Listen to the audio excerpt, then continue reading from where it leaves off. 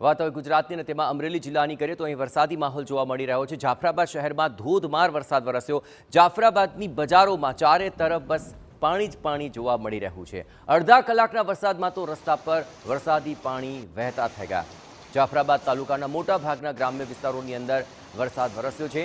લાંબા વિરામ બાદ દરિયાઈ કોસ્ટલ બેલ્ટ વિસ્તારની અંદર આ વરસાદ નોંધાયો છે।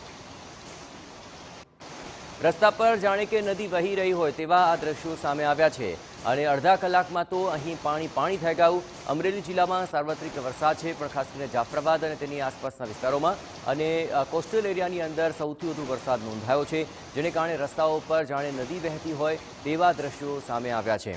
જાફરાબાદ શહેર અને આસપાસના વિસ્તારોની અંદર પણ વધુ વરસાદ નોંધાયો છે। જાફરાબાદની બજારોમાં ચોતરફ બસ પાણી જ પાણી જોવા મળી રહ્યું છે। નવાની વાત એ છે કે માત્ર અડધો કલાક અનરાધાર વરસાદ વરસ્યો તો તેને કારણે જળબંબાકારની પરિસ્થિતિ સર્જાઈ ગઈ। મુખ્ય બજારોની અંદરથી જાણે નદી વહેતી હોય તેવા આ દ્રશ્યો સામે આવી રહ્યા છે।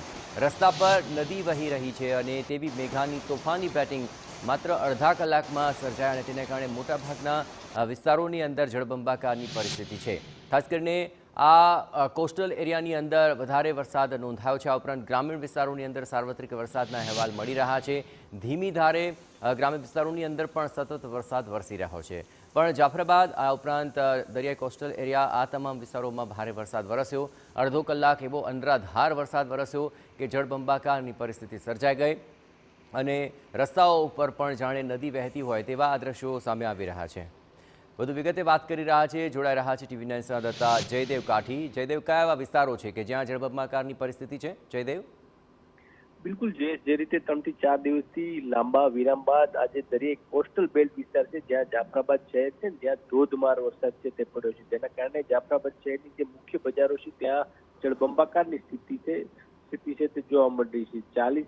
35 થી 40 મિનિટથી સતત અવિરતપણે ધોધમાર વરસાદ પડી રહ્યો છે, જેના કારણે રોડ રસ્તા ઉપર પાણી ફરી વળ્યા છે। ઉપરાંત નીચાણવાળો જે વિસ્તાર છે ત્યાં પણ જળબંબાકારની સ્થિતિ છે તે જોવા મળી છે। હજુ પણ સતત વરસાદ છે તે ધીમી ધારે વરસી રહ્યો છે। ખાસ કરી ગ્રામીણ વિસ્તાર છે જાફરાબાદ તાલુકાના ત્યાં પણ વરસાદ છે તે વરસી રહ્યો છે, જેના કારણે સમગ્ર વિસ્તારમાં ઠંડક પ્રસરી છે।